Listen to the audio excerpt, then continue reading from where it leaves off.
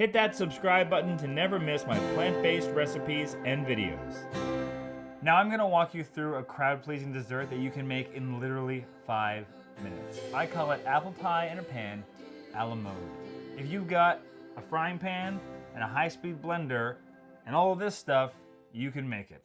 Pay attention, this is gonna happen fast.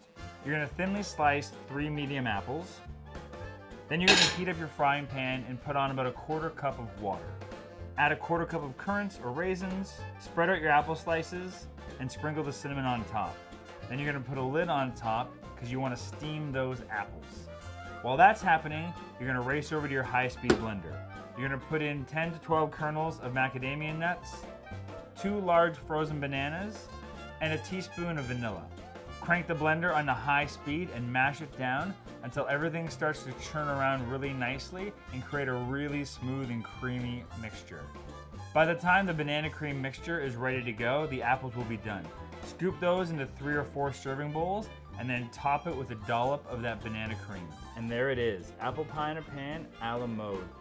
Sometimes we have fun at my house and we just set a stopwatch to see how fast we can make this thing. I will often add nuts as well to the frying pan. About a 1/4 cup is nice. Just crumple it up and throw it in when you throw in the currants. Let's get a nice little bite of everything. It is such a simple, amazing, fast dessert. The apples have softened up really, really nicely. The cinnamon adds this really, really flavorful bite, and the little creamy bananas, it just brings it all together and it cools it down and kind of melts. It almost makes a bit of a sauce, which is not a bad thing. I love it. I love it so much. Go to pbwithj.ca for these recipes and more. Don't forget to subscribe, leave a comment, and click that notification bell.